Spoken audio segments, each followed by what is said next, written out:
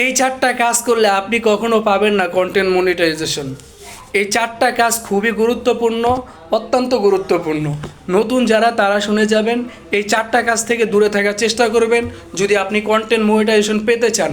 আর যদি content monetization যদি আপনার প্রয়োজন না হয় তাহলে আপনি এই 4টা কাজ করতে পারেন, তবে একটু সময় দিয়ে হলেও আপনি এই কথাগুলো শুনে যাবেন।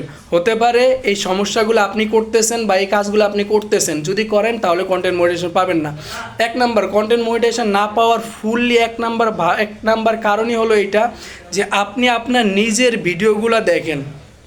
নতুন অবস্থায় কি হয়, আমরা যারা নতুন আছে, বিশেষ করে নতুনরা কি করে, একটা মানুষের ভিডিও মানে নিজের ভিডিওতে কি পরিমাণ ভিউ আছে, কি পরিমাণ কমেন্ট আছে, এই কারণে কি করি আমরা বারবার নিজের ভিডিওগুলো দেখি, বারবার দেখি।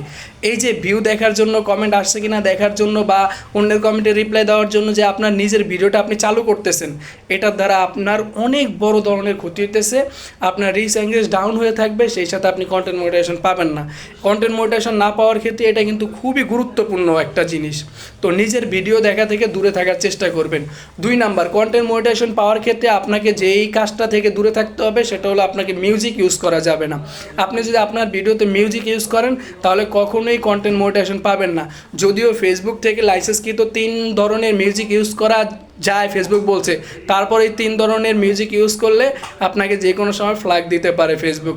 তো এই জন্য আপনি দূরে থাকার চেষ্টা করবেন মিউজিক থেকে। মিউজিক ছেড়ে আপনি কি ন্যাচারাল যে কোনো বিষয়ের উপর কি একটা ভিডিও বানিয়ে ফেসবুকে দেন, যেটা পাবলিক দেখুক, পাবলিক দেখে খুশি হোক, খুশি হয়ে আপনার ভিডিওতে লাইক কমেন্ট শেয়ার করুক।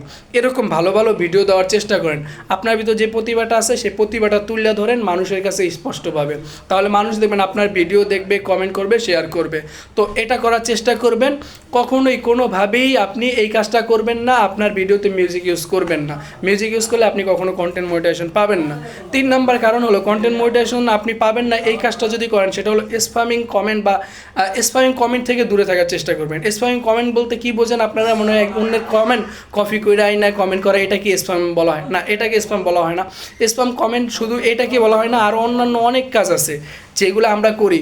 যেমন লাগাতার আমরা কমেন্ট করতে থাকি, ফেসবুক আমাদেরকে বারবার রিপোর্ট দিতেছে যে আপনি আর কমেন্ট করেন, আপনাকে ফ্ল্যাগ দিতেছে। তারপরে আপনি কি কমেন্ট করতেছেন, এই কমেন্ট করার কারণে কিন্তু ফেসবুক আপনাকে যে কোনো সময় মানে এত ফেসবুকের কথা না মানার কারণে আপনাকে বারবার আপনাকে ডাউন করে দেবে আপনার আইডি, এবং কি আপনাকে কন্টেন্ট মনিটাইজেশন পাওয়া থেকে অনেক দূরে নিয়ে যাবে। তো এই ক্ষেত্রেও কমেন্ট করার ক্ষেত্রে খুবই সতর্কতার সাথে কমেন্ট করার চেষ্টা করবেন।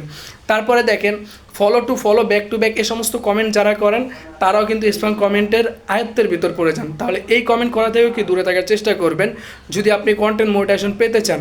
আশা করি এই 3টা বিষয় বুঝতে পারছেন। 4 নাম্বার যে বিষয়টা খুবই মারাত্মকজনক একটা বিষয়, সেটা হলো অন্যের কন্টেন্ট যদি আমরা ইউজ করে থাকি, মানে অন্যের কন্টেন্ট আমরা ব্যবহার করছি, যে কোনো কারণে আমরা স্ক্রিনে উঠে আমরা ভিডিও বানাইছি, যদি আপনি অন্যের কন্টেন্ট ইউজ করে থাকেন তাহলে আপনি যদি বলতে পারেন কন্টেন্ট মনিটাইজেশন পাওয়ার আগ পর্যন্ত আপনি যদি এই কাজটা করেন, এখন তো বর্তমান কন্টেন্ট মনিটাইজেশন পাওয়ার পরও এই কাজটা করা যায় না।